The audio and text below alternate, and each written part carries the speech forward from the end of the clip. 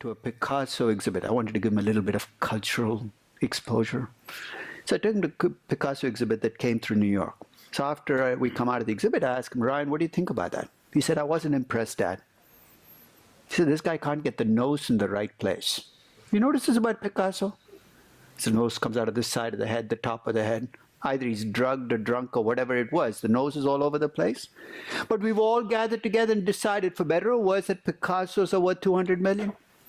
The essence of an art is you cannot teach it. You're either a great artist or you're not. Thank God valuation is not an art, because if it were an art, I wasted 31 years of my life trying to teach something that cannot be taught. So if it's not a science and it's not an art, what the heck is it? I'll give you the word that I use to describe valuation. It's a craft. The analogy I would give that's closest to valuation is cooking. Think of how you master cooking. You could do what my daughter does. She watches cooking shows on TV all day long.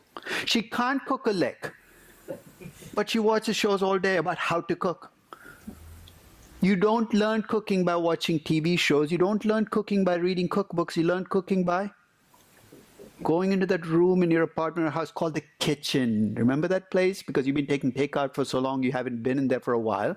And starting to cook. And the first time you cook, guess what happens? Disaster strikes. I still remember the first time I scrambled eggs.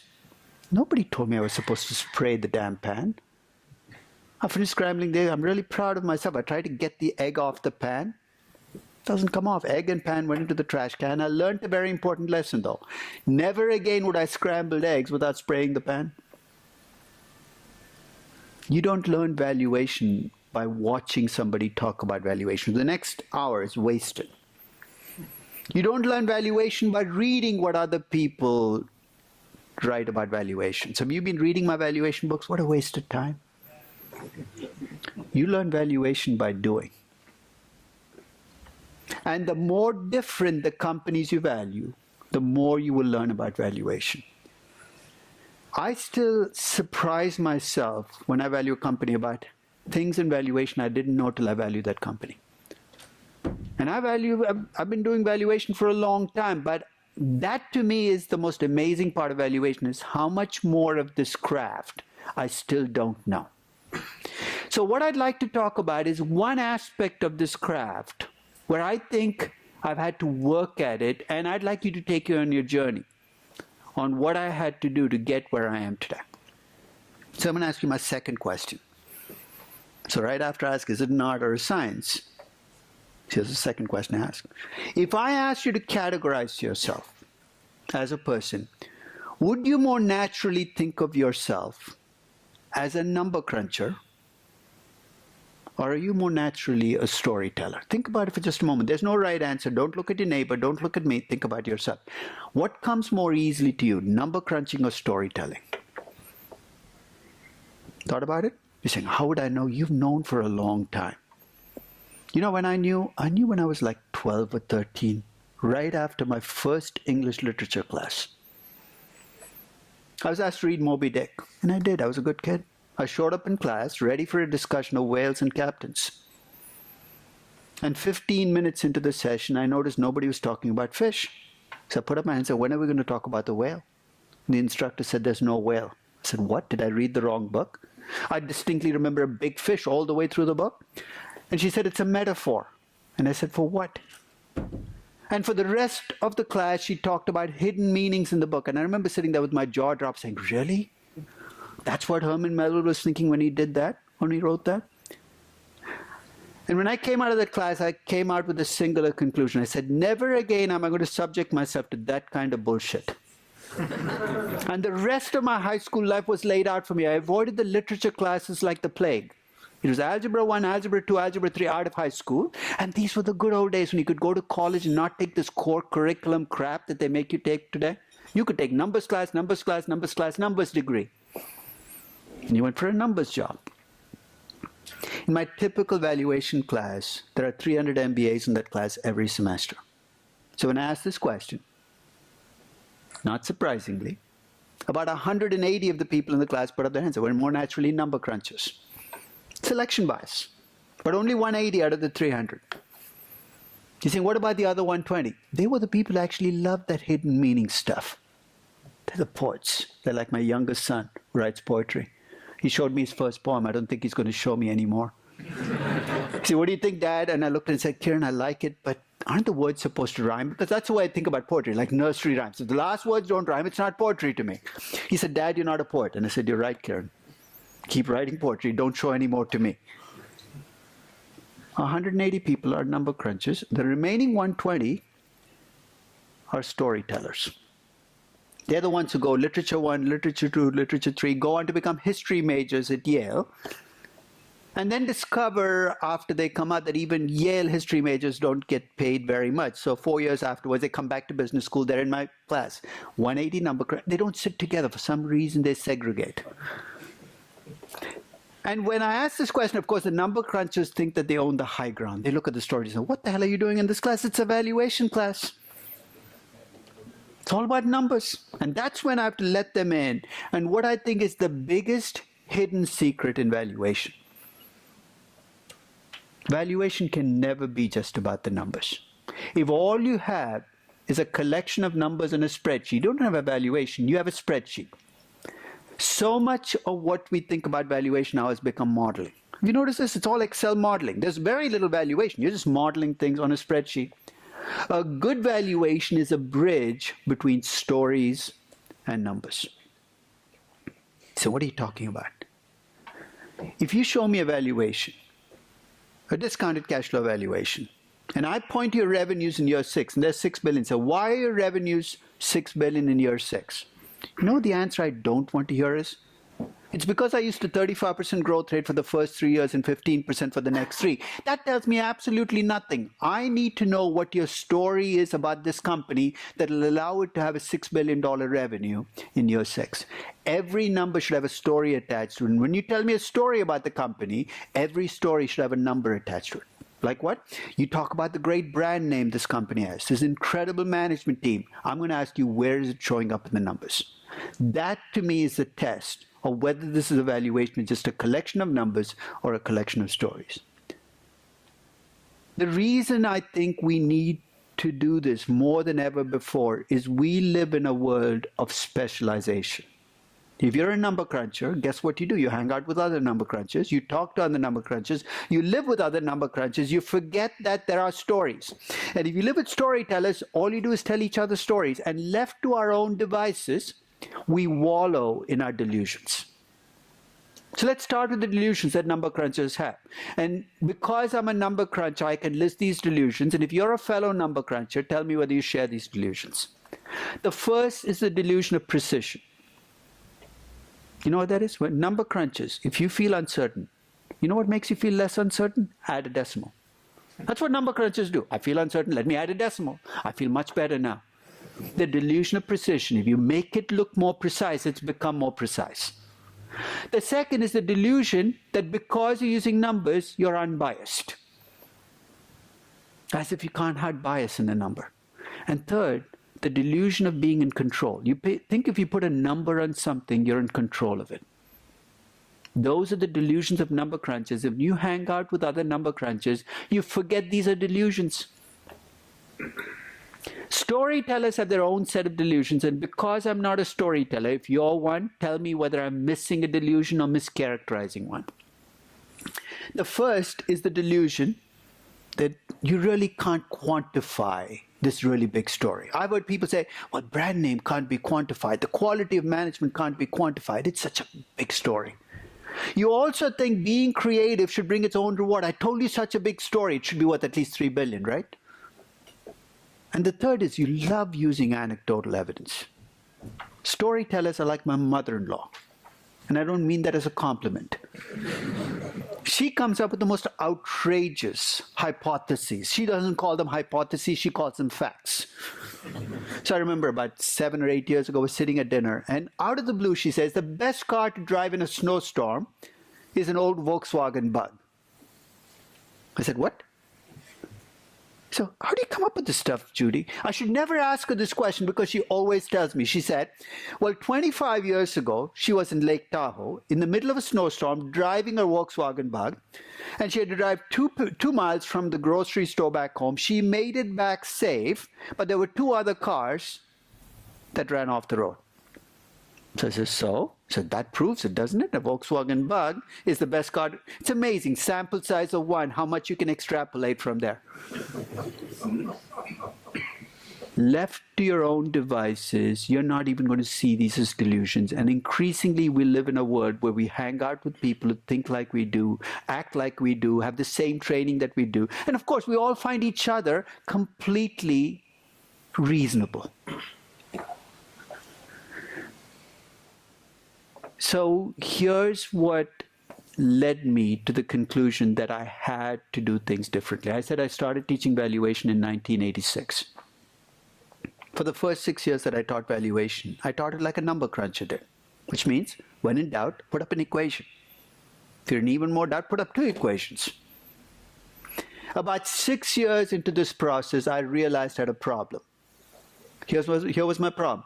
I could value just about anything. I knew the mechanics, but I had no faith. Strange word to use, right?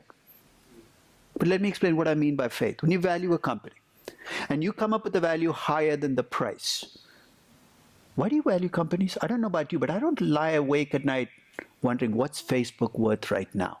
It's not because you're intellectually curious. You value companies because if you come up with value higher than the price, you should be willing to buy, right? And to buy, what do you need? You need faith in your own valuations and faith that the market will correct. I found myself faithless. It's a bad place to be. You're teaching a class, you have no faith in your own valuations. I said, what am I missing? And what I realized I was missing was I was being completely mechanical. I knew exactly what the mechanics of valuation were, but there were no stories that connected the numbers together. I had to teach myself how to tell stories. And the first time I did it was like scrambling eggs the very first time. It was a disaster. But 25 years later, I think I'm a little better at telling stories than I used to be when I first started. So what I'd like to do is take you on a journey of how I approach valuation, because I have to be disciplined, because left to my own devices, I'm going to open up that spreadsheet and start entering numbers, because that's where my number crunching will lead me. So I almost have to force myself to slow down, and perhaps as I describe what I do, you can find your own devices for how to connect with your weaker side. You know what I mean by your weaker side. If you're a number cruncher, how you connect with your storytelling side. If you're a storyteller, how you connect with your number crunching side. So in my valuation class, after I do this survey, I turn to each group and I tell them what my end mission or mission for this class is. So first I turn to the storytellers and I say, look, by the end of this class, 15 weeks, I hope you develop enough number crunching skills that you develop some discipline. Because left to telling stories, if you don't watch out, your storytelling is going to wander off into fantasy land. So hopefully you'll develop enough number crunching that you know when you're wandering into fantasy land. Disciplined storytellers. Then I turn to the number cruncher. By the end of this class, I hope you develop an imagination. Imaginative number crunchers or disciplined storytellers. Guess who I have more trouble with every single semester? Getting storytellers to develop discipline or number crunchers to let loose with their imagination? Number crunchers every single semester give me more trouble. You give me 100 history majors, I can teach them enough valuation to value a company tomorrow. Valuation is not complicated. You give me 100 engineers, I throw up my hands in I'll give up right here, right? And one of my problems with the CFA, it's one of the problems, giving a keynote at the CFA, being the only person in the room who doesn't have a CFA, with no desire to ever want a CFA or be near a CFA, is how mechanical so much of it has become. So I still think the CFA is a great way to see the landscape in terms of mechanics, understanding what's out there. But walk away from the mechanics. The mechanics can really get in the way of doing valuation. Understand the mechanics, but make it work for you. So here's what I'm going to do. I'm going to lay out the 5-step process I use to value a company. Why 5 steps? Because I'm a number cruncher. I have to think in linear. So if you're a storyteller, why 5 steps? Jumble them up, use your own sequence. I need a sequence because without a sequence, I am going to run to the spreadsheet. My first step when I sit down to value a company is I have to tell a story about the company. Notice what I said. My first step is not to open the spreadsheet and start entering numbers, not to take a financial analysis and project out numbers, but to tell a story about the company. Of course, to tell that story, I need to understand what the company does, who its competition is, what the business is. So I need to understand the company enough that I can tell a story about the company. Let's face it, if you think Cisco makes vegetable oil, then the rest of your valuation, you're saying, does Cisco make vegetable oil? It doesn't. That's Crisco you're thinking about. But if you think Cisco makes vegetable oil, it doesn't matter how well you can do spreadsheets. Your valuation is going to be crappy. So the first step in the process is understanding the company enough so you can tell a story about the company. Second step in the process, and this to me is a critical step, is you got to stop and make sure the story you've told is not a fairy tale, that it's possible. But you can't stop there. You have to ask, is it plausible? A tougher test than possible. Has anybody else done something like this before? And the third step, is it probable? What have you put in place for this to happen? So each step you can actually see that you're getting more stringent about your requirements. Is it possible, plausible, probable? So that's the second step. Once you got through the first steps, 2 steps, you got a story that you think is both not just possible, plausible, and probable. You take each part of your story and you convert it into a number in your valuation. This to me is the craft part. I view it as a challenge when you give me a story. Say, where in my valuation would I reflect that story? By the time I convert my story into numbers, step 4, my valuation does itself. The valuation is just an output from my story. So in step 4, you're done with the evaluation, right? But then there is a step 5, which is painful, but it's a step you have to go through anyway. Let me ask you a question. You tell a story about a company. You convert the story into numbers, and numbers become a valuation. Do you like your own valuation? Of course you do. It's your company. You told the story. You've come up with a valuation. So when you show your valuation to other people, what do you want them to tell you? Amazing job. This is exactly how I'd value the company. And if you hang out with people who think just like you, that's exactly the reaction you will get. Or free cash flow of the firm. That's the way you should value every company. Cost of capital, of course. Here's my suggestion. Find people who think least like you. Present your valuation to them and be ready for some blowback. You're going to say, that's horrible. That's not the way I think about valuation.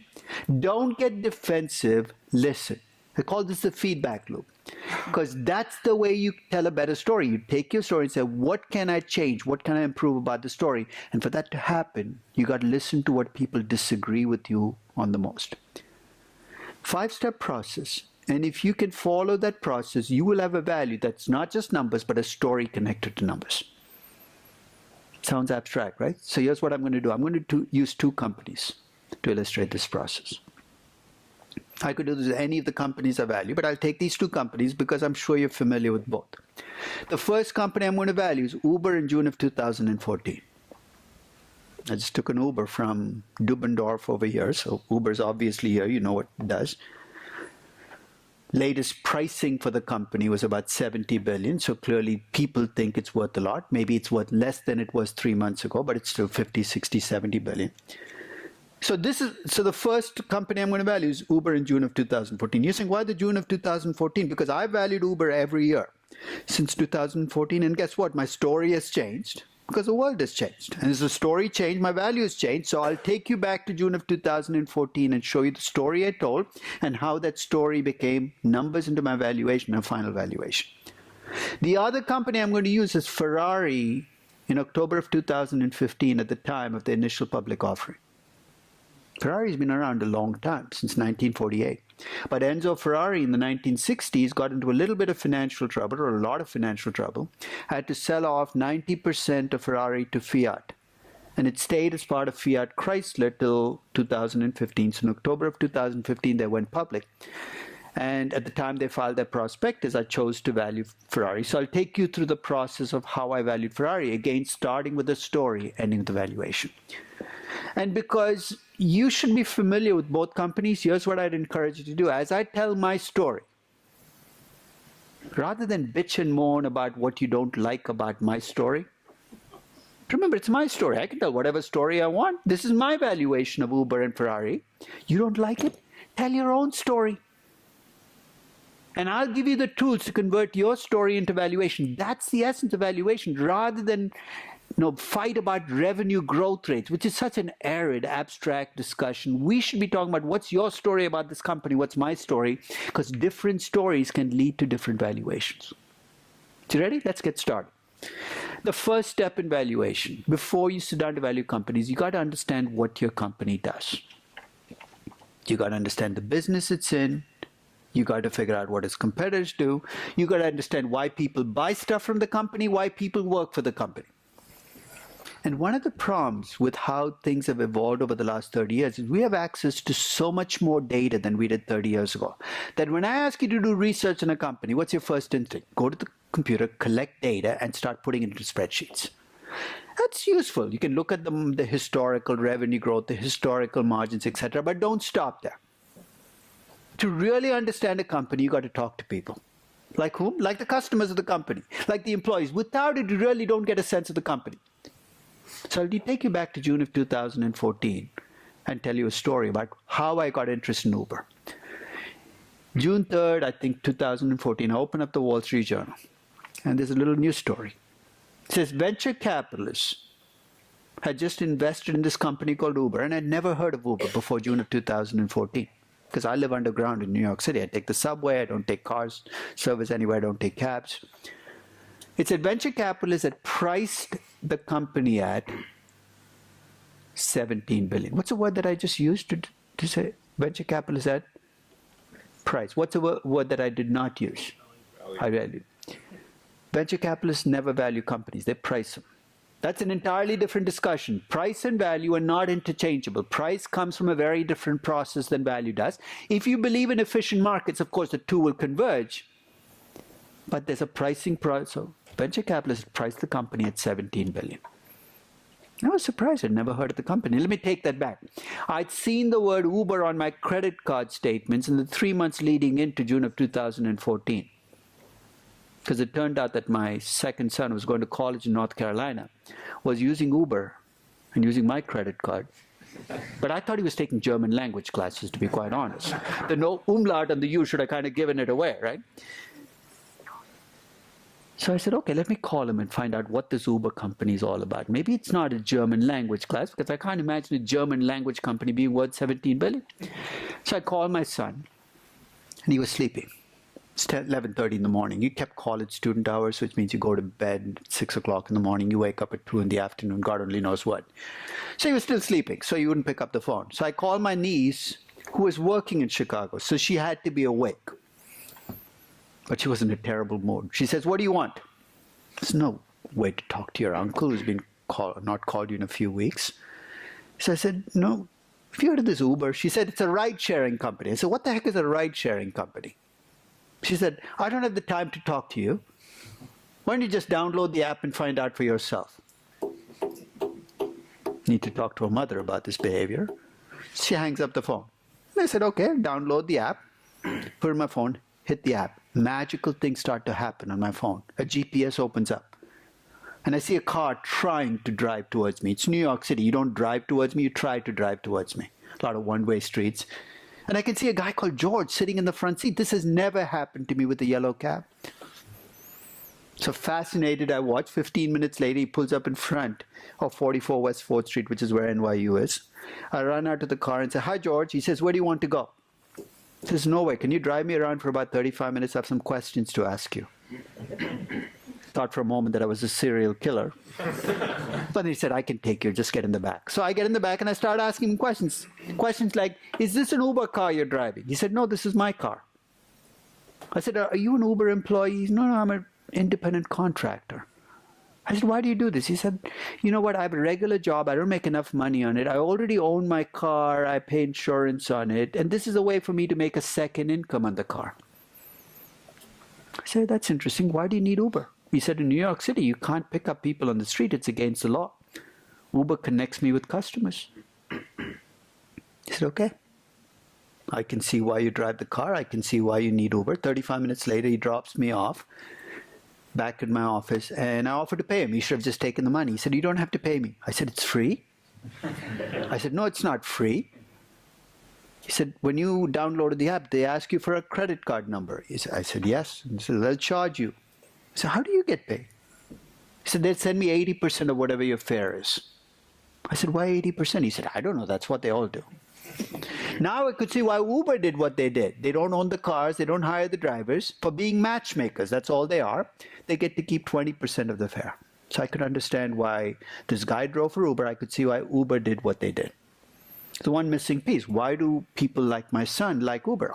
See, my son, I can't even imagine him calling a regular cab on the street. It's beyond his comprehension, going out on the street, waving his hands, you know. So I called him, and this time at a civilized hour where I knew he could not be asleep, like 3:30 in the afternoon. So I put him on the defensive right away. It's a good strategy if you have kids. I said, Brendan, I noticed you've been using my credit card to back up your ride sharing. I acted like I knew Uber was a ride sharing company. I said, you already own a car in North Carolina. What the heck are you doing taking Uber all over the place? He said, Dad, on Friday nights and Saturday nights, I really like Uber. Now, as a parent, there are no follow-up questions you want to ask here because you're afraid of what the answers might be. But I kind of got it. I said, okay. I said, what do you like about Uber? He said, I can call the car from the bar. Okay, that's good.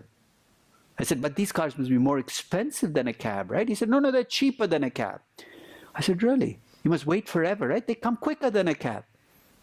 I said, okay, they're cheaper than a cab. They come quicker than a cab. I said, these cars must be filthy, right? He said, no, they're cleaner than a cab.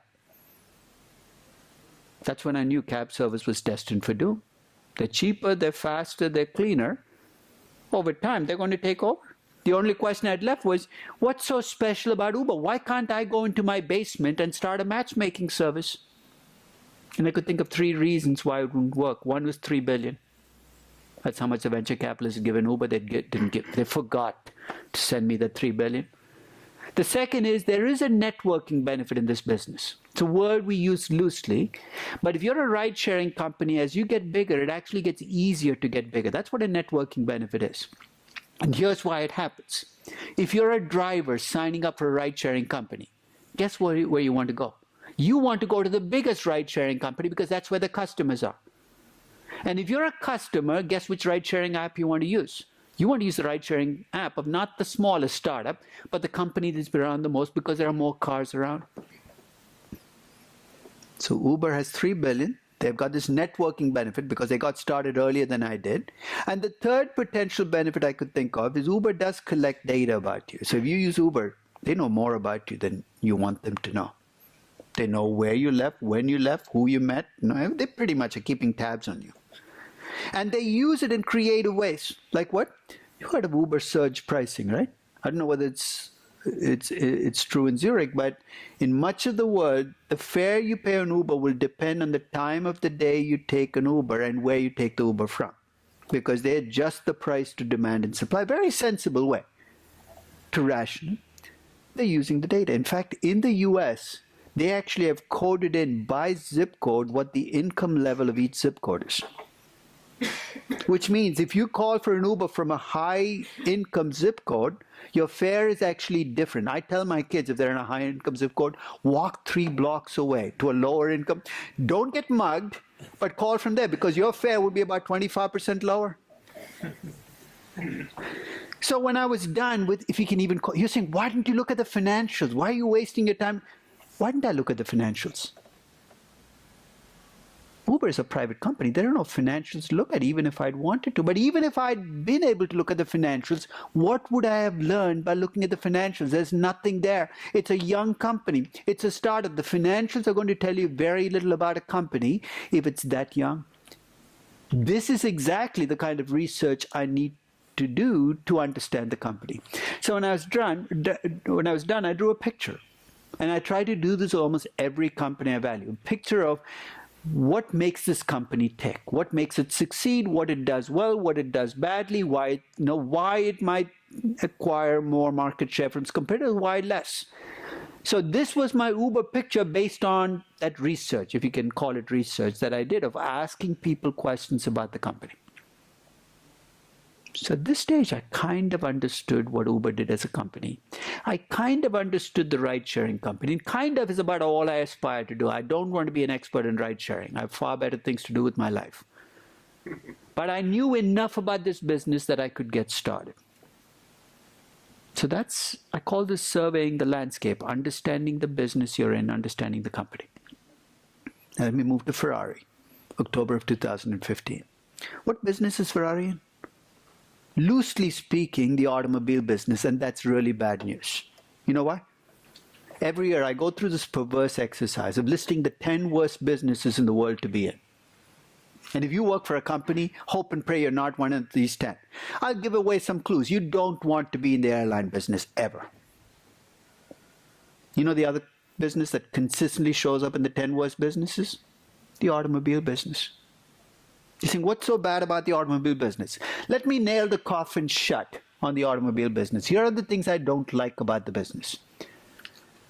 Leading into 2015, in the 10 years prior, the collective revenue growth at all automobile companies globally, in every single market put together, was only 5.6%. And half that growth came from? Thank you. China. I tell my MBAs, whenever somebody asks you a question to which you don't know the answer, just say China. Notice how well it works for almost any question. Why are interest rates low? China. Why are interest rates high? China. Just make it sound profound, like you've thought through this. It usually works pretty well as the answer to pretty much every question. You're saying, so what? If China slows down, that 5.6% growth is very quickly going to become 4% growth. So you got low revenue growth, first nail in the coffin. Second, this is a business where companies make abysmal operating margins. 1/3 of all automobile companies lost money in 2014, and it wasn't a recession year. The median operating margin, I'm not talking net profit margin, I'm climbing the income statement. The median operating margin for an automobile company is 4.4%. Low revenue growth, bad margins. Let's nail the coffin shut. Usually if you're a company with low revenue growth, one of the few bonuses you get is you don't have to invest much in CapEx. Why? Because you're not growing very fast. Unfortunately for automobile companies, they've had to invest a great deal of money in the 10 years leading into 2015, not in assembly plants, but in R&D. You know why? If you get into a new car, notice it's more computer than car. That's what the R&D has been, is investing in that computerization process. If you have low revenue growth, bad margins, and lots of reinvestment, you know exactly what's going to happen. The kind of returns you're going to generate as a business are going to reflect it. And in 9 of the 10 years leading into 2015, automobile companies have earned a return on capital less than their cost of capital. This is a bad business. So if you gave me a Volkswagen to value, my best case scenario is still going to look like a horror story. You give me GM or Ford, there's no good ending to the story. But luckily, in the case of Ferrari, Ferrari is not just another automobile company. I'm not even sure it's an automobile, to be quite honest. It's a very impractical car. There's one guy in my town who owns a Ferrari. I've never seen him drive it. It's kept in an extra armored garage with 2 guys standing in front of it guarding the garage. You can break into this guy's house multiple times every day. You wouldn't even notice, but his car is well protected. The rumor is that once every year he takes a car out of the garage, he drives it around town and back into the garage and parks it for the next year. And who can blame the guy? Where are you going to drive your Ferrari? Can you imagine grocery shopping in your Ferrari? You go and park your car, you go into the grocery store, you come out, there's $15,000 worth of damage on the car. How about driving carpool in a Ferrari? That must be fun. You got to pick up 4 kids in one seat. You got to stack them up. So why does this guy pay all this money to own a car he never drives? Why do people own Ferraris? Did anybody here own a Ferrari? You own a Ferrari? No, but once the chairman, Montezemolo, said that they don't sell cars, but dreams. Very exclusive dreams. If everybody had the same dream, you wouldn't buy the dream. They price the dream enough. It is, you want to be part of an exclusive club. That's a reality. That's why you buy a Ferrari. In fact, to show you how exclusive it is, Let me tell you a little bit about Ferrari. In 2014, the entire year, all over the globe, Ferrari sold 7,255 cars. Think about it, 7,000. That's how many cars Volkswagen probably rejects on its assembly line every day. 7,255 cars, entire globe. That's the bad news. They didn't sell very many cars. But here's the good news. Their operating margin is 18.2%. What is it, median margin for an automobile company to remember? It's about 4.46%. Their operating margin is 4 times higher. Why? Because they charge sky-high prices and they spend almost nothing on traditional advertising. Almost all of their ad spending is on sponsorship of the races that they do. Have you ever seen a Ferrari ad that says, come on in, 10% off? They don't want the kind of people who'd come in with 10% off. In fact, I live in a part of the country, La Jolla, where I run by a Ferrari dealership every morning on my jog. And I've been trying to steel my courage up to go into the dealership because I'm afraid. I'm afraid they'll ask me for references. Like, how many billionaires do you know? None, get out of here. This is an exclusive club. They're not going to let anybody walk off the street. And here's the final bonus for being an exclusive club. Usually when you sell a luxury good, your revenues tend to be very volatile depending on how well or badly the economy is doing. Gucci, Tiffany, you look at the economy and you basically see the revenues swing around. Ferrari has sold about 7,200 cars every year for the 10 years leading into 2015, including 2009, the year after the Great Crisis. Saying, how come? If you ask a Ferrari owner, how's the economy doing? You know what their response is? What's an economy that you talk about? To them, bad years, I'm worth only 4 billion. I used to be worth 6 billion. They're not exactly cutting coupons.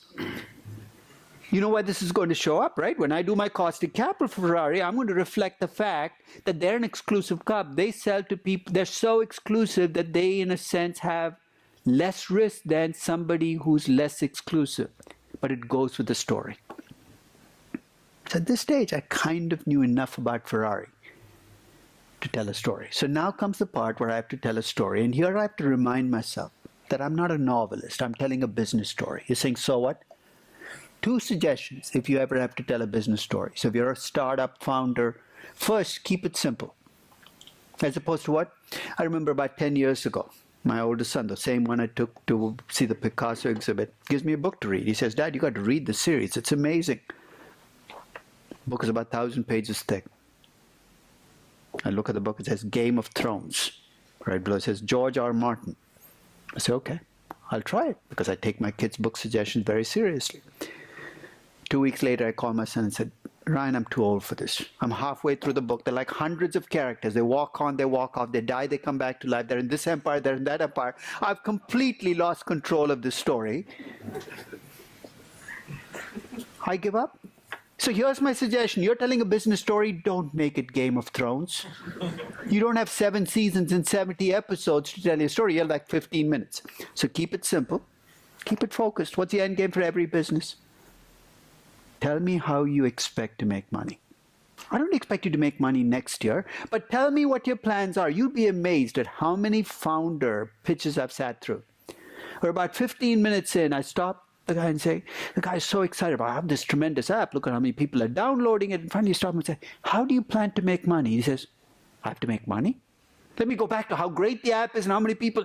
No, you have to tell me how you eventually expect to make money. Is it on a subscription model? Is it from advertising?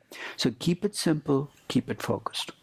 So I'm going to take those pieces of advice and show you the stories, or at least tell you the stories I told for these companies at the time that I valued them.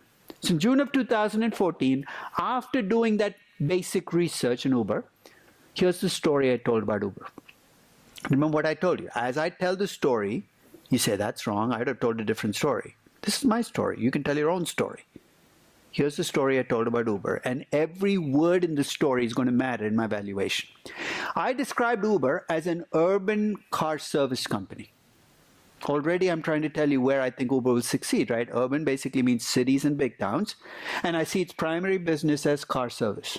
This is an urban car service company. That will attract new users into this business. Like whom? Like my son. Somebody who would never have taken a traditional cab is going to come into the business. With local networking benefits. I already talked about what networking benefits are. Uber becomes the largest ride-sharing company in New York. There's going to be a tipping point where it'll essentially end up dominating the market. You think, what's a local doing in there? Let's assume that Uber does become the dominant ride-sharing company in New York, but I fly to Chicago. I don't care who the largest ride-sharing company in New York is. I care about the largest ride-sharing company in Chicago. So in my story, here's what can happen. Uber can end up dominating New York. Lyft can end up dominating Chicago. Grab Taxi can end up dominating Kuala Lumpur. Ola can end up dominating Mumbai. And Didi Chuxing can end up dominating Beijing. You think, so what? It's going to have consequences for what kind of market share I can give the company in steady state. And I'm going to assume that they can keep doing what they're doing in terms of that 80-20 mix. It's completely arbitrary. Why not 85-15 like Grab Taxi? So basically, I'm going to assume they can keep doing what they're doing and that they can continue to not own the cars and not hire the drivers. There's my Uber story. And every part of that story is going to become a number in my valuation. Now let me show you my Ferrari story. My Ferrari story is that they're going to stay an exclusive club. As opposed to what? As opposed to pulling off a Maserati. Maserati in 2008 looked a lot like Ferrari in 2015. It sold about 7,000 cars, very exclusive club. But they had bigger ambitions. They wanted to grow faster. So you know what they did in 2009? They introduced a cheap Maserati. Don't get too excited. It's not that cheap. Called the Ghibli. $120,000 Maserati. And they succeeded in terms of growing faster. But guess what they had to give up as a result? Their margins were 18% dropped to 14%. And instead of selling to people who were so rich, who said, what's an economy? They were selling to people who were rich, who felt what the economy was doing. There's a trade-off here. So in my story, I'm going to assume that Ferrari stays an exclusive club. And later ask, what if I'd assume that Ferrari pulls a Maserati? So Ferrari is going to stay an exclusive club with all its pluses and minuses. The pluses are it can maintain high margins and have a low cost of capital. The minuses, that I can't give them 10% revenue growth. Not because they can't grow at 10%, but if they did, they would not be an exclusive club, and I can't give them the good stuff. So you're going to see low revenue growth, high margins, low cost of capital, reflecting the exclusive club. I've got my story going. I've got to stop and ask the question, is this story a fairy tale? So the first test is a very simple test. Am I telling you an impossible story? You'd be amazed at how many valuations I see where I look through the valuation that this just cannot happen. It's impossible. So if you pass that test, then I'm going to ask, is this plausible? And then if you pass the test, is it probable? I'll give you a very simple example of the difference between possible, plausible, and probable that came. I was in Latin America a month ago for CFA Brazil, CFA Peru, and CFA Chile. So I started in Brazil. So I asked the question, is it possible that Brazil will win the World Cup? What do you think the answer was in that audience? Of course. I said, is it plausible that they'll win the World Cup? And Brazil's been playing, yeah, it's plausible. And then I said, it's probable. And they said, you know what, Neymar keeps playing well. So in a sense, possible, everybody said it's clearly possible. Then it said plausible, no, not plausible clearly. Probable, you have to start bringing pieces into place for probable to work. So I leave Brazil and I fly to Santiago, Chile. And I didn't know what had happened the previous week. So I asked this question without knowing what had happened. So I said, is it possible that Chile could win the World Cup? And people started crying. Seriously. And the reason was, the previous week, Chile had actually got knocked out of World Cup contention because it actually lost 2 days prior to they thought I was picking at scabs. I really didn't know. So they said it's not possible because it's not going to be there. You can't win the World Cup if you haven't qualified. It's impossible. So if I told you this elaborate story about Chile winning the next World Cup, it's not going to happen. Nice fairy tale. We have to start thinking about business stories through those same lens. Is it possible? Is it plausible? Is it probable? And the best way I can have of illustrating that concept is to give you examples of impossible stories, implausible stories, and improbable stories. Let's start with impossible stories. About a year ago, I was looking at, you know what fairness opinions are? They're like fig leaves that investment banks give companies overpaid, saying, you're okay, we gave you a fig leaf. They're kind of pointless exercises in number crunching to justify a number that cannot be justified. So usually I cut bankers slack when it comes to fairness opinions, knowing there's nothing fair or even opinion about a fairness opinion. So this wasn't the Tesla Solar City deal. For those of you who know, this was a tremendously conflicted deal for a simple reason. Who's the largest shareholder in Tesla? Elon Musk. Who's the largest shareholder in Solar City? Elon Musk. You know who the CEO of Solar City was? Elon Musk's cousin. So when Tesla bought Solar City, they knew they were buying a heap of legal trouble. So they decided to insulate themselves, and the way they decided to insulate themselves was by hiring two different investment bankers and paying them a lot of money to buy insulation. So they hired Lazard, so basically Solar City hired Lazard, and Tesla hired Evercore, which is this boutique investment bank in New York. So they do the valuations, it becomes part of a filing with the SEC, and I was able to get my hands, it's a public filing, so I take a look at the filing to see how they'd valued, because they had to justify this merger. And I was willing to cut them a lot of slack on what they did. So I was looking at how Evercore valued Tesla. So they'd done a D.C.F. That's how they describe it. So I'll stick with their own terminology. They'd done a discounted cash flow valuation. And here's where they got the cash flows. They asked the Tesla board of directors to give them the cash flows. They said, where did the Tesla board of directors get it from? They got it from Goldman Sachs Equity Research. So the tangled web gets more tangled. Goldman Sachs was their local investment banker. So basically, they got the cash flows for the next 5 years from the Tesla board. I said, okay. Of course, after 5 years, a spreadsheet goes blank. They said, we can't have blank numbers. So after 5 years, they said, okay, we're going to assume a perpetuity and do a terminal value. This is their reading out of the same script you all did, right, for the CFA?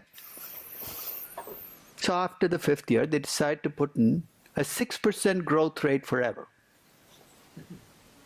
in calculating the terminal value. My first response was, what currency are you guys doing the valuation in? Maybe it's Argentine pesos and forgot to tell me. Turned out they were doing a valuation in US dollars.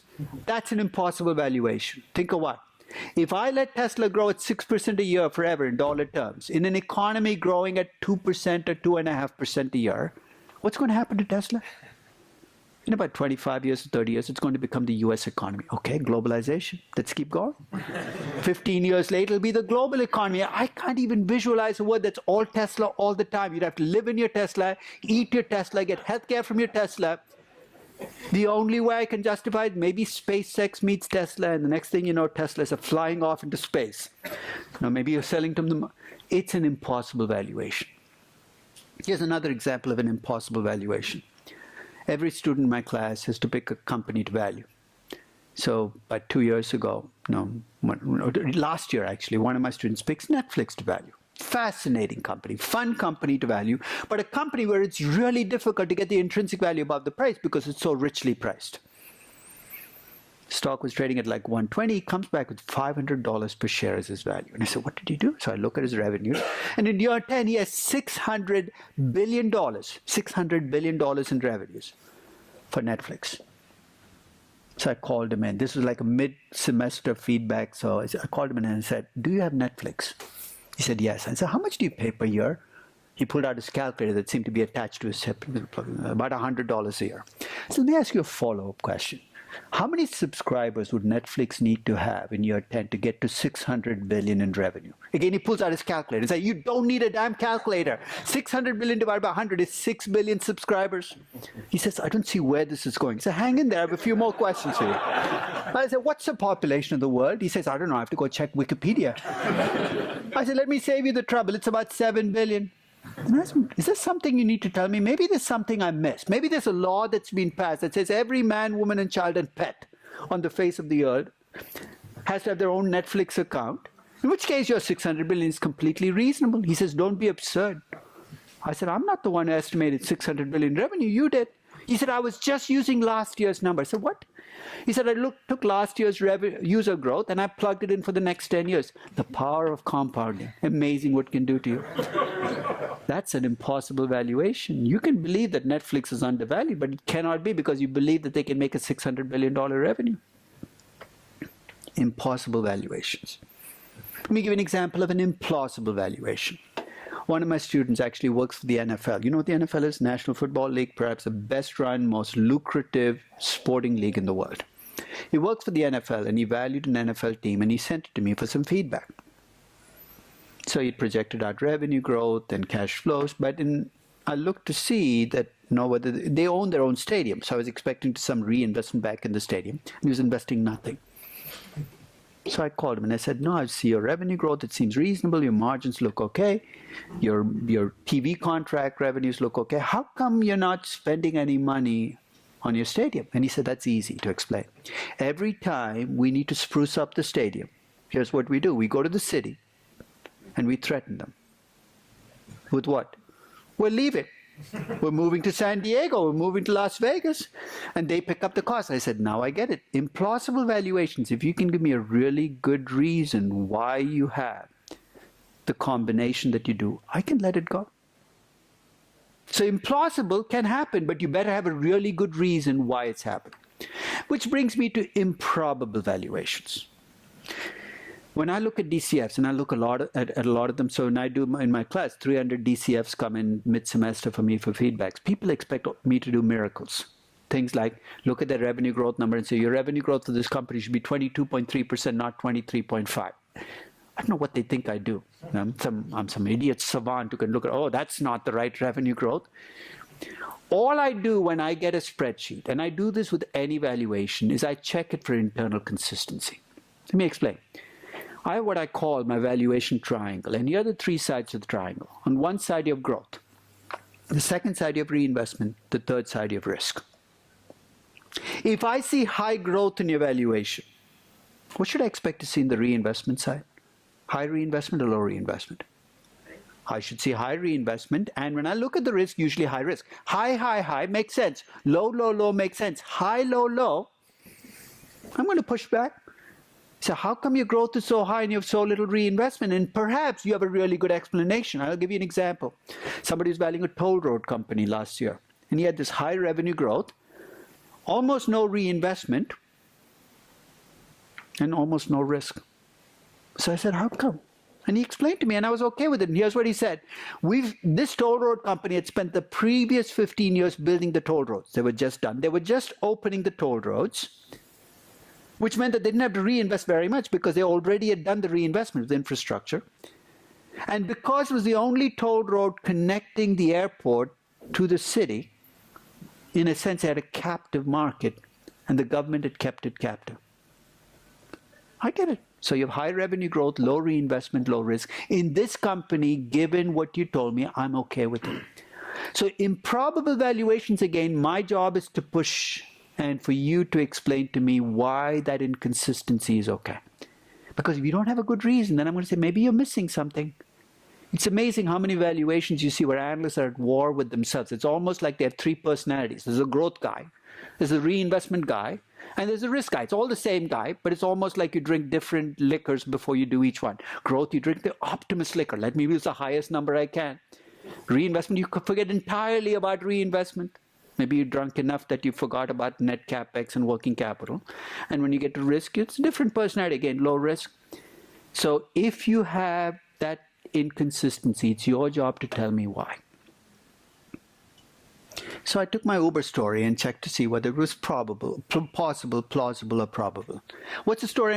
I'm describing Uber as an urban car service company, right? And in 2014, it was already succeeding as an urban car service company. So I was on pretty solid ground. I assumed it could attract new users into the market. I could give you my son as evidence, but that's acting like my mother-in-law. It's anecdotal evidence. So I'll give you something more substantial. The part of the world where ride-sharing has its deepest roots is the Bay Area. San Francisco, around there. You know that the car service market in the Bay Area is 300% of what it was in 2008. What does that tell you? There are people taking car service who used to take mass transit. There are people taking car service who used to drive their own cars. It's changed the way people transport themselves in the Bay Area. We know it changes the way people behave. So I feel, again, on pretty solid ground, assuming it attracts new users.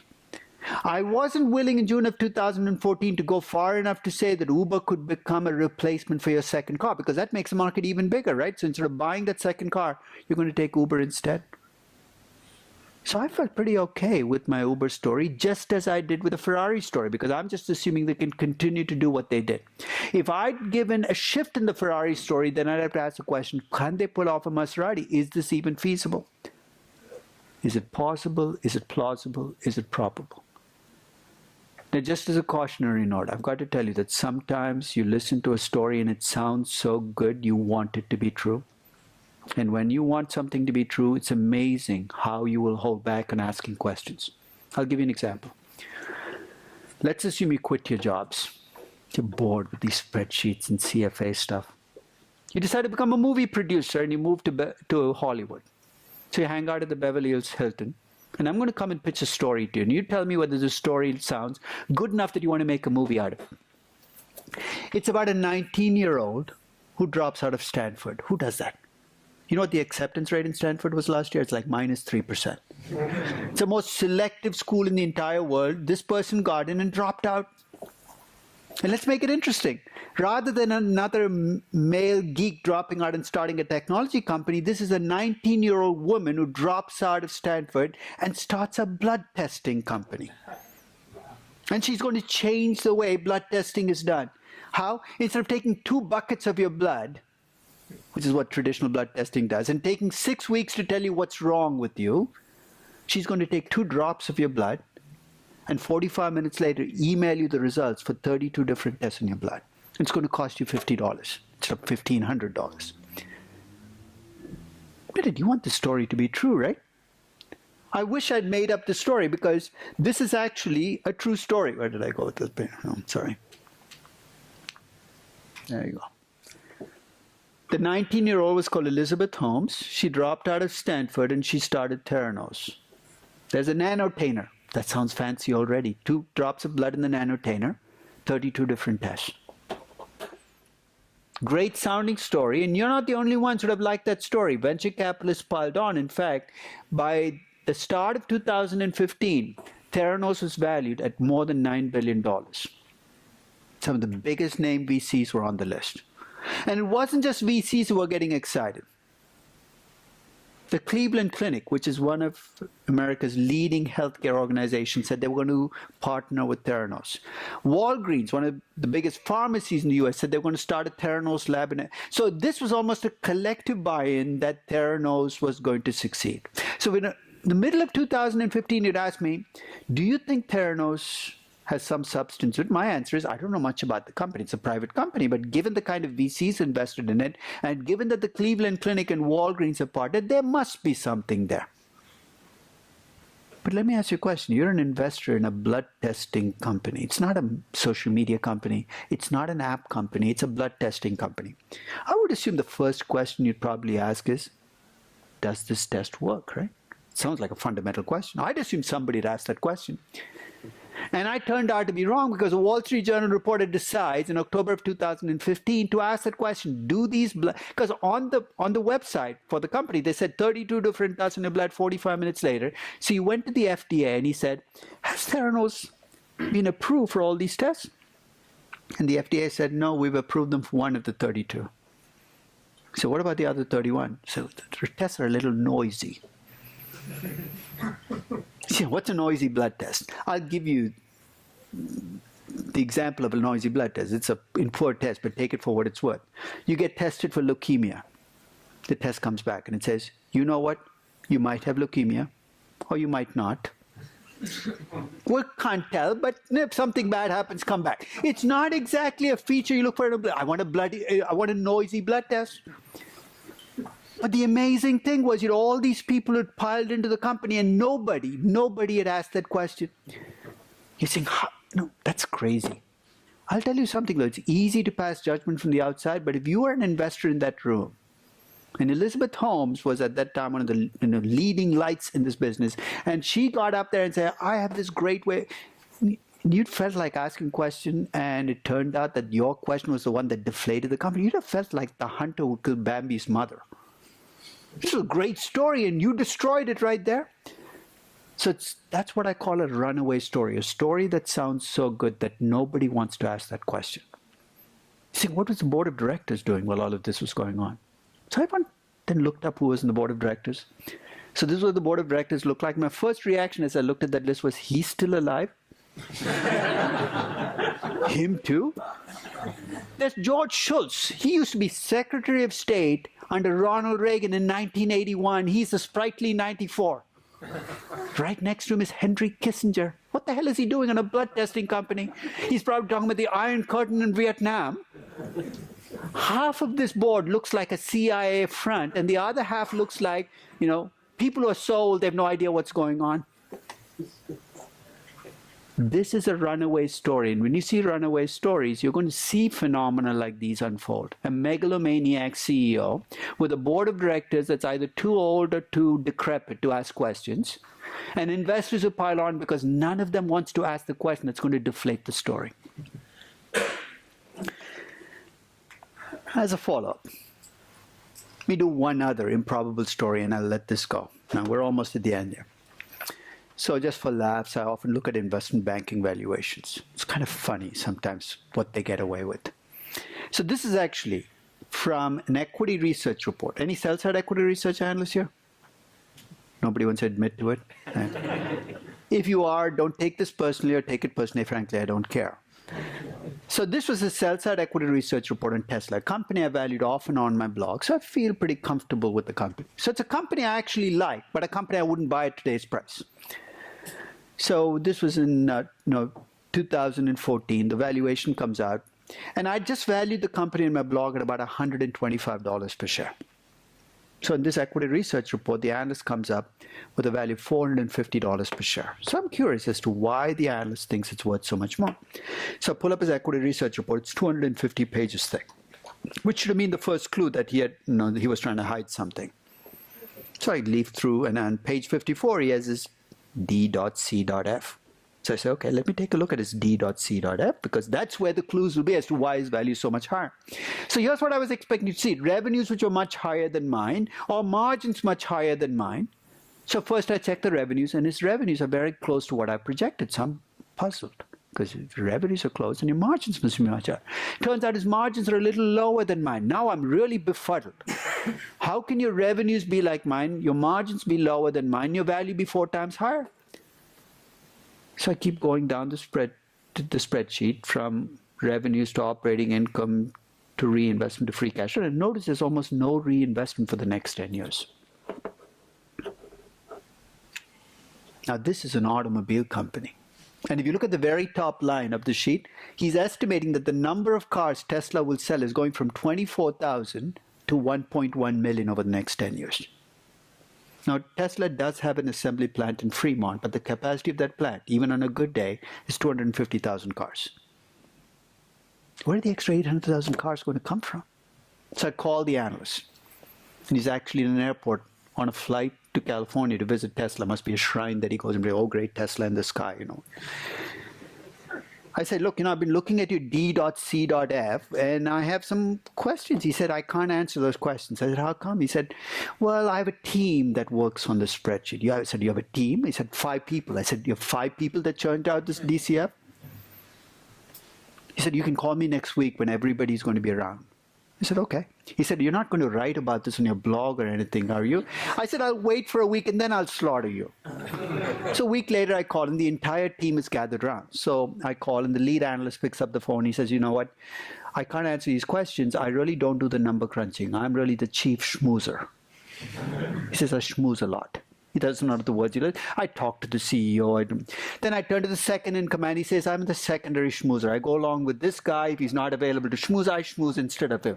I said, okay. Turn to the third guy. I said, I'm the backup schmoozer in case the first 2 guys are not. So I said, who does all the work here? And they all point to this 23-year-old kid that they hired last year out of business school. Said, he's the guy. He's the... I already feel badly about what I'm going to do. So I ask him, did you do the DCF? He already can see doom and gloom. He says, yes. And I said, can I lead you through some questions here? And he says, yes. And I take him through, and he gets it very quickly that, that there isn't enough reinvestment to build new assembly plants. So I said, what happened? He said, it slipped my mind. I said, what slipped your mind? That I have to build assembly plants. Because I just was doing projections, and I was doing percent of revenue projections. You know how DCFs you just... And as I did percent of revenues, it completely slipped my mind that I wasn't setting aside money. I said, you realize you have a problem, right?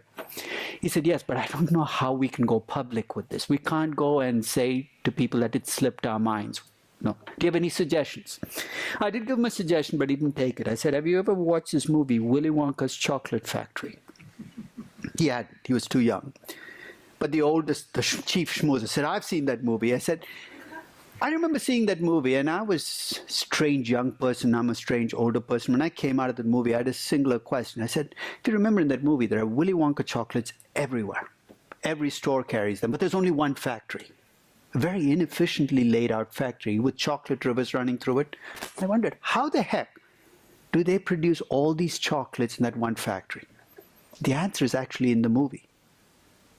It's the Oompa Loompas that do it. Have you seen these dancing little creatures? They dance and chocolates come flying out. I said, here's my suggestion. Put out a press release that Tesla has fired all of its Fremont workers and replaced them with Oompa Loompas. I call these Oompa Loompa valuations, which is growth with no reinvestment. So either you figured out a way to make the Oompa Loompas work for you, or you just forgot. It slipped your mind to put in the reinvestment. So now I'm ready to convert my Uber story into numbers. I described it as an urban car service company, right? Here's where it shows up. My total market that I aimed for was the urban car service market of 100 billion. I said it would attract new users into the market. The way I showed this is the urban car service market had been growing at about 1.5% to 2% in the previous 5 years. I let it grow at 6%, new users coming in. I assume that Uber has local networking benefits, not global networking benefits. The market share I gave them in steady state was 10% of the global urban car service market. Huge relative to the typical car service company then, but not a 30 or 40% market share. I assume they could keep this 80-20 mix, completely arbitrary, but if they can maintain that mix, their margins are going to be sky high in steady state. They're going to be about 40%. And I also assumed that they could grow without buying the cars and owning the drivers. And the way this shows up is when I estimate the reinvestment that Uber needs, it's going to be small because they can grow without buying new cars. And the way that showed up is when I estimated the reinvestment, I assumed that for every $5 in revenues, they'd have to invest only $1 in capital. You're saying, how do I know it's a high number? Or the average for that is about 2.3. That's a typical US company. For every $2.3 in revenues gets $1 invested. They can get away with $1 invested for every $5 in revenues. And to discount all of these cash flows, I'm going to use a high cost of capital. Now here's where I save myself a lot of time. You know how I estimated the cost of capital? I'd go with the beta, risk-free rate, risk premium, all the stuff they make you do in the CFA for weeks and weeks and weeks. Probably partly because I've thrown out a lot of stuff in there. It's a waste of time even doing that for a company like this. I have actually a histogram of cost of capital for US companies. Basically distribution. I went to the 95th percentile. It's a 12% cost of capital. I gave them a 12% cost of capital. Why? Because I think they're going to be a risky company. I could finesse it and I could put a second decimal point, but what's that going to accomplish? And in doing all of this, I also have to remember that there's a very real chance Uber will not make it. Every discounted cash flow valuation is a going concern valuation. Remember that. And if your company will not make it, you're going to overvalue that company with the DCF model. I attached a 10% chance that the company would not make it. Every single part of my story has become a number. And I did the same thing with, and if you take those numbers, there's my valuation. So when you look at it, it looks like a spreadsheet, right? But every single number in that spreadsheet comes from a part of my story. So if you ask me, why are my revenues what they are in year 10? I'm going to tell you the story about an urban car service company with local networking benefits. If you ask me why my margins are so high, I'm going to tell you the story about the 80-20 mix and how that plays out in steady state. If you ask me why my reinvestment is so low, I'm going to tell you the story about how this company can grow with very little capital investment because it doesn't own the cars. And with the story I've told you about Uber and the numbers that come out of it, the value that I got for Uber, adjusted for the 10% chance that they would not make it, is about $6 billion. So I put this post up on June 8th of 2014. 10 minutes later, I get a call from a Wall Street Journal reporter. She says, I noticed you put up a blog post on Uber. I said, thank you for noticing. She said, I also noticed that you put a value for the company of $6 billion. I said, yes, that's true. She said, you do know that venture capitalists have valued the company at $17 billion. I almost corrected her right there, saying they don't value companies, they price them, but she'd have no idea what I was talking about. So I let it go. I said, yeah. She said, how do you explain the $17 billion? I said, I don't have to. I didn't pay it. I've never felt the urge to explain what other people do. What business is it of mine? She said, what does it all mean then? I said, all this means is I wouldn't invest in Uber at $17 billion, but if you want to invest in Uber, go ahead. You have to tell a story that justifies your investment. Investing to me is a very personal game. It's not my job to tell you what to invest in. It's my job to tell myself what to invest in. So it's very selfish. When I value a company, it's really for me. It's my story, and if I'm comfortable with my story, what do I care that you're not comfortable with my story? That's your problem, not mine. That's the advantage I have of not being a sell-side equity research analyst, because then I have to convince you that my story is the story. Thank God I'm not. So I'm going to close with that feedback loop thing, because it to me captures the entire focus of valuations. I put this valuation up on my blog, and it got picked up in 4 very different places. The first was a site called 538. Have you heard of this? This is a site that was created by a guy called Nate Silver, a statistics geek. It's a great site if you like numbers. It applies statistical techniques to sports, to politics, to business. They liked the fact that I put numbers in. They said, can we post your entire post? I said, as long as you don't mess with it and make changes in it, put the post up. They put the post up. The second place it got picked up was the Forbes blog. You know who reads Forbes blogs? People who are at least 75 years old with flip phones, very old-time, old-value investors. It's a very different audience. The third place it got picked up was TechCrunch. TechCrunch is actually a Silicon Valley inside, so it's read mostly by tech geeks and VCs. And the fourth place it got picked up was the ride-sharing guide. This is actually a blog for people who drive for Uber or Lyft. There are enough people who drive for Uber or Lyft that they can actually write a blog just for them. Same post in 4 different places, I get 4 very different sets of reaction. 538, I'm being read by numbers geeks. So the kinds of questions I ask reflect that. They said, how come using 10% chance of failure? Why not 9.97%? So 9. And I always leave my spreadsheets as open spreadsheets. I said, why don't you try for 9.97% and tell me what happens? 5 minutes later, I get an email and say, now I see why you did what you did. Nothing happened. Okay, just let it go there. The Forbes blog loved what I did. They said, this is the way the tech guys should be valuing companies. I ignored that blog completely. The TechCrunch guys absolutely detested what I did. They said, how dare you value one of ours? You're a DCF guy. We don't do that stuff in Silicon Valley. Get out of here. And I think there were 5,000 comments on the TechCrunch article. And 4,000 were pure abuse. Things like, you academic, you DCF guy. They managed to convert almost everything into an insult. But 1,000 of them actually told me things about the business that I'm not a tech guy. I don't know how the ride-sharing business works. And if I was willing to be open, I could learn about the business by listening to people who know a lot more about the business. And on the ride-sharing blog, I heard from Uber and Lyft drivers. And that was the most informative set of posts of all, because they said things like, you know, this 80-20 mix that Uber claims with its investors that it gets to keep, that's a lie. They said, in most cities, here's what they do. They keep 20%, but then they kick it back in the form of special bonuses. And they're probably lucky if they make 6 or 7%. And you know what? In hindsight, that turns out to be exactly true. Uber claims to its investors that it keeps 20%. But by the time it gets done with all the rest of the processes, its contribution margin is closer to 6 or 7%. I would never have learned that if I talked to the top management at Uber. My suggestion to you is, if you value a company, don't waste your time with the top management. They either don't know what's going on, or they're masking what's going on. Talk to the janitor. You will learn more about the company talking to the janitor and the mail person than you would to the top management. It all came to fruition for me when I was sitting in Munich airport about 2 weeks after I write this blog post. My flight's delayed, so I start checking my emails, and there's an email from a guy called Bill Gurley. For those of you who don't know who Bill is, he's actually a partner at Benchmark Capital, which actually was one of the earliest VC investors in Uber. They invest in Uber at a $2 billion value. And rumor was he was the guy who was closest to Travis Kalanick at that time, CEO of Uber. So let me ask you a question. This is an easy one. Does Bill Gurley know more about Uber than I do? Yeah. Absolutely, right? So I opened up the email and he said, I read your post about Uber and I did not like it. I said, okay.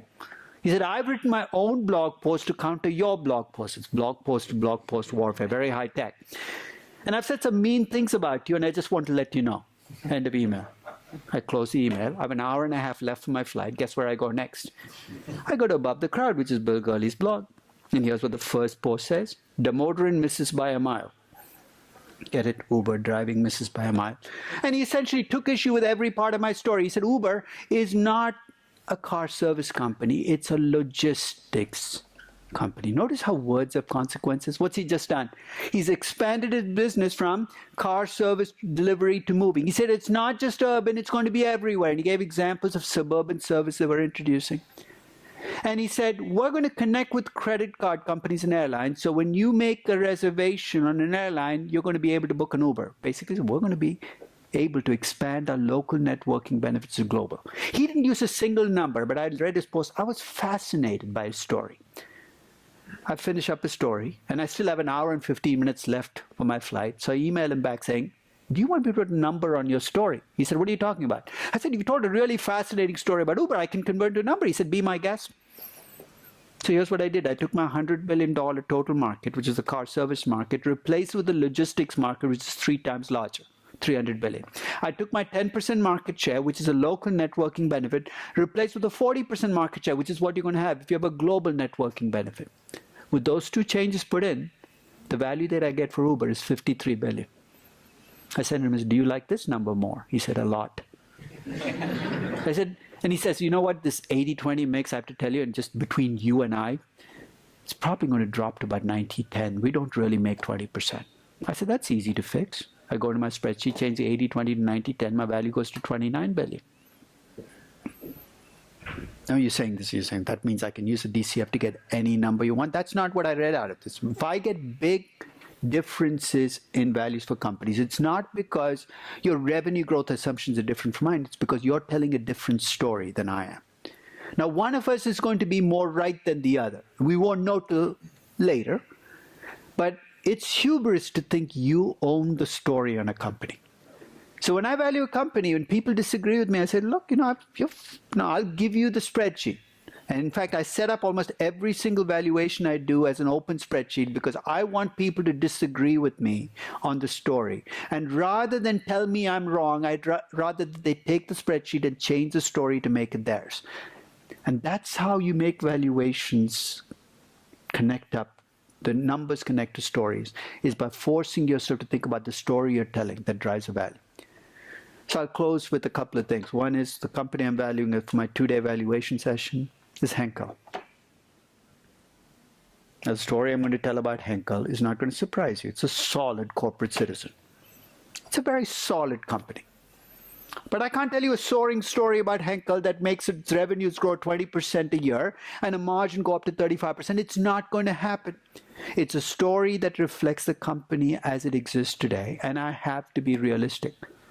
If you ask me to value Volkswagen, the story I'm going to give you is not going to be a happy story. But how can you tell a happy story about a company that's in a bad business that's had the kinds of trouble that Volkswagen did? The Deutsche Bank valuation I did in October of 2016 was a horror story. But that was not my horror that I put in there. It was their own horror of their own creation. So the one thing to remember about business stories is not all of them have happy endings. So sometimes you got to tell a realistic story and say, this is the end game. It's not going to end well. I'm going to have to reflect that in my valuation. It actually makes valuation a lot more fun to bring in stories because it forces you to think about where your numbers come from. And here's my final anecdote, and I have to be done. So my youngest son, the poet, graduated from high school last year. And actually this year, and he had to pick a college to go to. And he got some really good choices. In fact, his final 2 choices were Wharton and Yale. Now, he never asked me for advice, but for some reason, I think he was really, iffy. In the end, he said, he comes to me and says, "Dad, what do you think I should do?" I was thinking about my strategy. Should I give him the answer that I think is right, or give him the opposite, because then he will do because it's an 18-year-old. So you tell him one thing, he'll do the exact opposite. But if you think about what we just talked about, you kind of can guess what I wanted him to do. If you go to Wharton, you go to a business school. You get a mini MBA while you're an undergraduate. You'll be trained as a number cruncher. And I told you, he writes poetry. Forget about poetry. If you go to Wharton, every class you take is going to be a business class. They're going to train him to be a good number cruncher.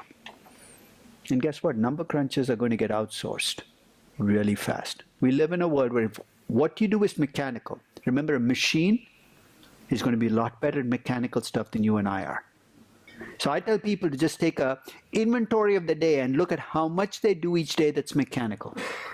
And if 80, 85, 90% of what you do is mechanical, start looking for another job. Because it's sooner or later the machines are going to take over. Businesses that are mechanical increasingly will get outsourced. It's happening in active money management already. Those money managers are mechanical, and most of them are, where you screen and you hope for mean reversion. Hey, a machine can screen and do mean reversion just as well as you can. We have to start thinking about kind of combining different skill sets. In fact, last 2 years ago, during the summer, my family and I went to Florence. And you've seen the Firenze Dome, right? Brunelleschi's dome. So after we come out, I said, look, I have to write a blog post. I said, it's the middle of a vacation. What are you going to write a blog post on? And I wrote a blog post on Brunelleschi's dome. And if those of you who've never been there, Brunelleschi had absolutely no training in architecture, engineering. He was one of those, he actually carved the doors on, and he got picked to build the dome. Largest freestanding dome in 1,500 years. Nobody knew how to build a freestanding dome that big. He taught himself enough architecture and enough science to be able to build that dome. You're saying, what's this got to do? I mean, that's a classic Renaissance man, right? They knew a little of this. I mean, basically, that was the skill set. You basically expanded your skill set to be able to do lots of different things. I'm not suggesting we all can become Renaissance. We don't have enough Renaissance people around anymore. We have lots of specialists. People who can trade one thing and they've done it for all of their lives. They're in silos that are so deep they have no idea what to do if they're pulled out of their silos.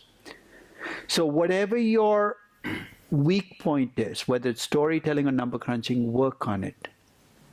And if there's anything I hope you got out of this, there's hope, even if you're a pure number cruncher, to be able to tell stories. It is enough of a skill set that you can pick it up. It won't come naturally to you, just like it didn't come naturally to me, but it can be done.